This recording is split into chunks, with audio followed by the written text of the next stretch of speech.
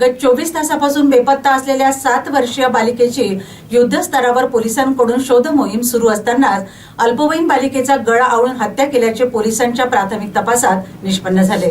यामध्ये बालिकेच्या शेजारीच राहणारे या गुन्ह्यातील मारेकरी निघाले। दरम्यान या प्रकरणी पोलिसांनी खुनाचा गुन्हा दाखल केलाय। जुन्या वादातून एका 7 वर्षीय चिमुकलीची हत्या करण्यात आल्याची घटना यवतमाळच्या दारव्हा तालुक्यातील बोध गावात उघडकीस आली। शिवानी पंकज जाधव असे हत्या करण्यात आलेल्या बालिकेचे नाव आहे। शेजारीच राहणाऱ्या जाधव कुटुंबातील सदस्यांनी तिचे अपहरण करून हत्या केल्याचे पोलीस तपासात समोर आले। तसेच चिमुकलीच्या नाकातील सोन्याचा दागिना गहाळ झाल्याचे यावेळी दिसून आले। त्या दिशेने पोलीस तपास करीत असल्याची माहिती अप्पर पोलीस अधीक्षक अशोक थोरात यांनी दिली। तसेच शिवानी पंकज जाधव ही चिमुकली 20 मार्च पासून घरून बेपत्ता झाल्याची तक्रार तिच्या कुटुंबियांनी दारव्हा पोलिसात दाखल केली होती। त्यावरून 21 मार्चला जिल्हा पोलीस अधीक्षक हे पथकासह बोध गावात दाखल झाले आणि त्यांनी गावात शोध मोहीम सुरू केली। दरम्यान यावेळी शिवानी यांच्या घराशेजारी राहणाऱ्या कैलास जाधव यांची चौकशी केली असता त्यांनी उडवाउडवीची उत्तरे दिली।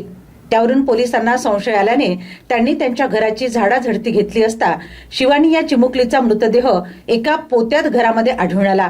त्यावेळी पोलिसांनी कैलास जाधव यांना ताब्यात घेऊन चौकशी केली असता त्यांनीच हत्या केल्याची कबुली दिली।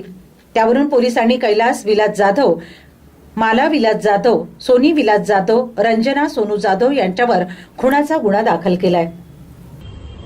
दिनांक 20 मार्च 2026 या दिवशी दारव्हा तालुक्यातील बोध गावी एक 7 वर्षाच्या आसपास असणारी अल्पवयीन मुलगी गावातून मिसिंग झाल्याबाबत किंवा अपहरण झाल्याबाबत आमच्याकडे तक्रार आली होती। संध्याकाळी 6 नंतर त्या दिवशी पोलिसांनी सर्च ऑपरेशन चालू केलेलं होतं। मात्र जवळपास 24 तास सर्चिंग करूनही आम्हाला ती मुलगी मिळालेली नव्हती।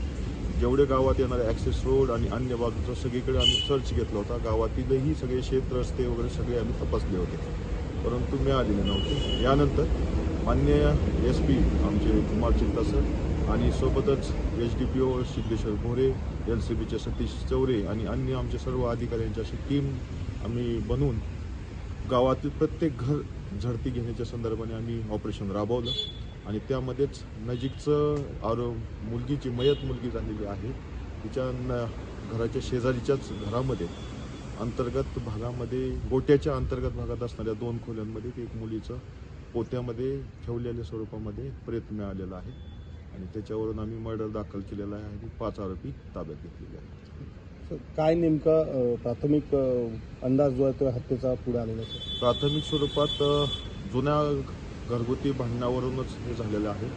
त्याचप्रमाणे जी मयत मुलगी आहे तिच्या नाकातील 1.5 ग्रॅम सोन्याचा एक ऐवज होता, तो सुद्धा मृतदेहावर आढळलेला नाही। त्याच्यामुळे सखोल अजून आम्ही तपास करून निश्चित कारण पुढे आणत आहोत।